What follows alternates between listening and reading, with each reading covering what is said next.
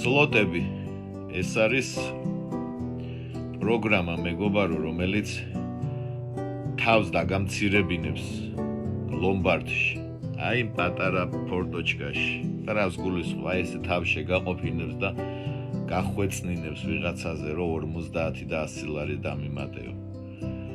სლოტები ეს არის პროგრამა, რომელიც ატირებს დილიდან დილამდე შენს მეუღლეს, შენს დედას. სლოტები ეს არის პროგრამა, რომელმაც დაგაკარგინა ალბათ მეგობრების ნახევარი. ხოლო მეორე ნახევარი კიდე ფიქრობს საერთოდ ღირს თუ არა შენთან ურთიერთობის გაგრძელება. სლოტები არის მეგობარო პროგრამა, რომელმაც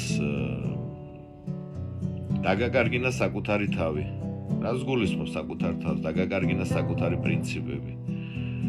იმას, რასაც დღეს ჩადიხარ ერთი სპინის გამო, რაღაც ეჯიტის სლოტის გამო, რაღაც ზევსის გამო, ამას შენ ადრე არ გააკეთებდი.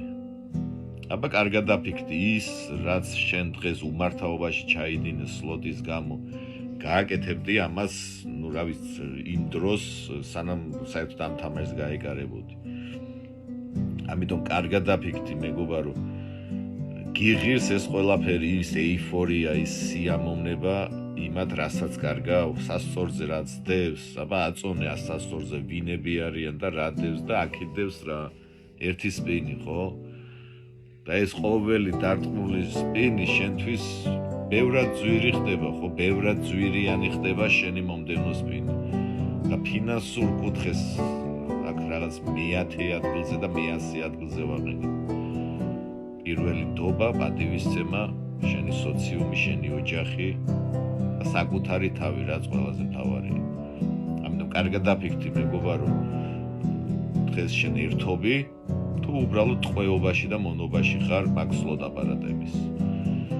თქვენ კიდე მეგობრებო თხოვნა მექნებათ, დაწეროთ, გააზიაროთ საკუთარი წარსული გამოცდილება, რა დაკარგეთ სლოტების თამაშით და რა მიიღეთ, როდესაც შეწყვიტეთ.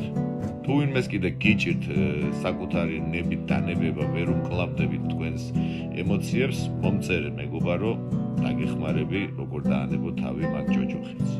მადლობა.